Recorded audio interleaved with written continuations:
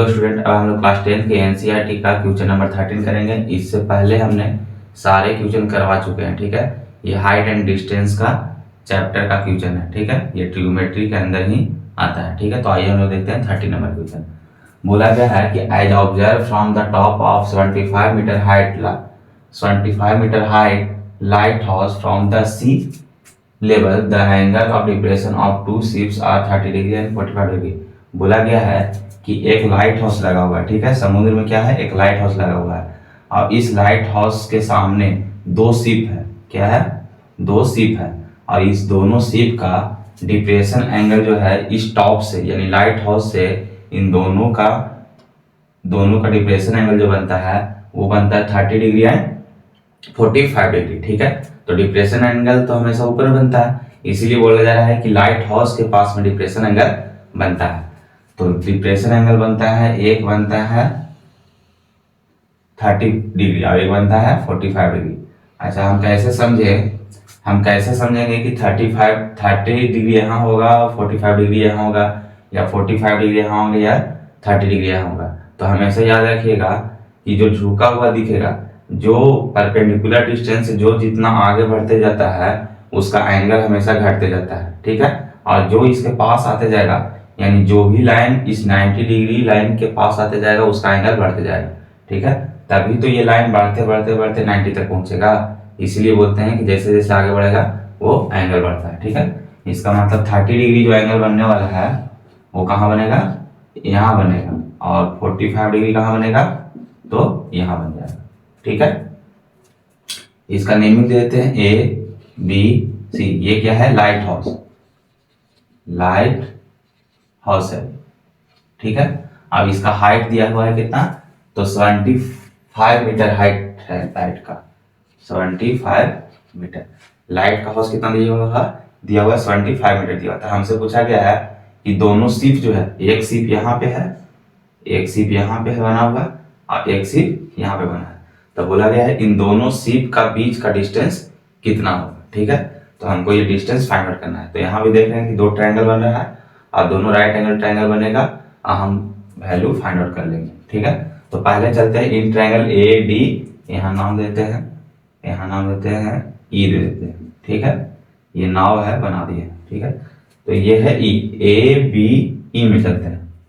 तो सॉल्यूशन में हम लिखेंगे इन ट्रायंगल ए बी ई।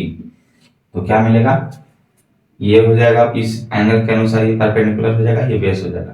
तो परपेंडिकुलर और बेस किस में आते हैं, तो tan थीटा में आते हैं। तो tan 45 डिग्री लगाएंगे, तो tan 45 डिग्री पर पी बाई बी का मतलब A B by E B, ठीक है। और A B by E B, तो tan 45 डिग्री का वैल्यू होता है कितना, 1। तो ए बी का वैल्यू कितना दिया हुआ, 75 और ई बी का वैल्यू नहीं पता है, तो ई बी ऐसे ही रहने देंगे। तो ई बी इक्वल टू क्या होगा, E B equal to 75 meter हो जाएगा, ठीक है। यानी ई बी इक्वल टू 75। आप चलेंगे बड़े ट्रायंगल में ए सी बी में। Now in triangle A C B में, तो ए सी बी में क्या मिलेगा, फिर से tan लेंगे और इस बार 30 डिग्री होगा, इस बार tan लेंगे और 30 डिग्री होता है, tan 30 डिग्री। पी क्या होगा, वही होगा ए बी बाई, इस बार बेस क्या होगा, सी बी हो जाएगा, ठीक है। तो tan 30 का वैल्यू कितना होता है, तो 1/√3। ए बी का वैल्यू दिया हुआ है कितना, 75, ठीक है। और सी बी का वैल्यू तो हमें नहीं पता है, तो सी बी अभी ऐसे ही लिख रहे हैं, क्रॉस मल्टीप्लाई करेंगे तो सी बी इक्वल टू क्या हो जाएगा, तो 75√3 हो जाएगा, 75√3 हो गया, ठीक है। अब यहाँ पे देखना है कि हमें सी बी का वैल्यू नहीं चाहिए, हमें क्या चाहिए, वैल्यू सी का वैल्यू चाहिए। तो हम तोड़ दे रहे हैं, सी बी को लिख सकते हैं सी प्लस ई बी, तो इसी को लिख सकते हैं सी ई प्लस ई बी और इक्वल टू क्या होगा, 75√3 हो जाएगा, ठीक है।